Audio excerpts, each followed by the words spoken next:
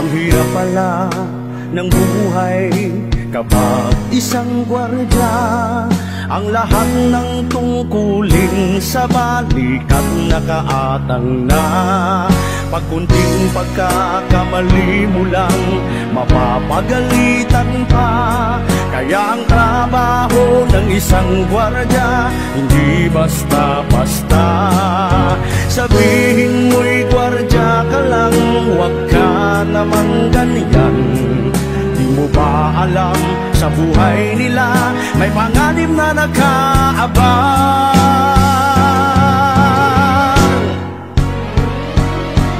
Ang kailangan mo'y kunting unawa, kung mahigpit sila minsan.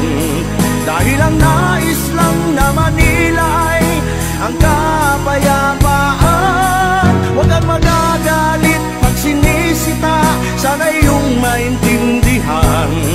Ang tungkulin nila ay magampanan, kahit na mapag-initan.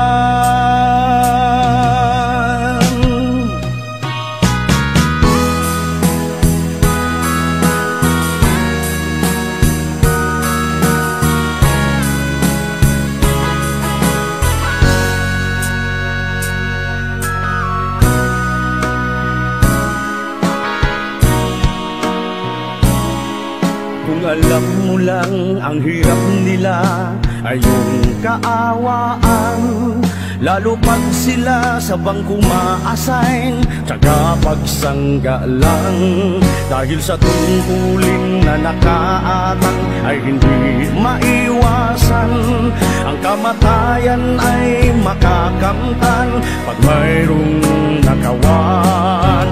Sabihin mong gwardya ka lang, huwag ka namang ganyan. Di mo ba alam, sa buhay nila may panganib na nakaabang.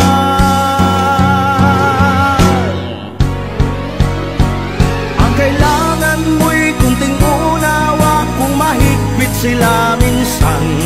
Dahil ang nais lang naman nila ay ang kapayapaan. Huwag kang magagalit pag sinisita, dapat mong maintindihan. Ang tungkulin nila ay magampanan, kahit na mapag-initan.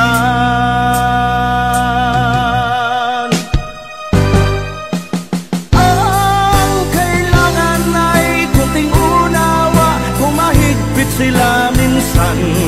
Dahil ang nais lang naman nila ay ang kapayapaan. Huwag kang magagalit pag sinisita, dapat mong maintindihan. Ang tungkulin nila ay magampanan, kahit hanggang sa kamatayan.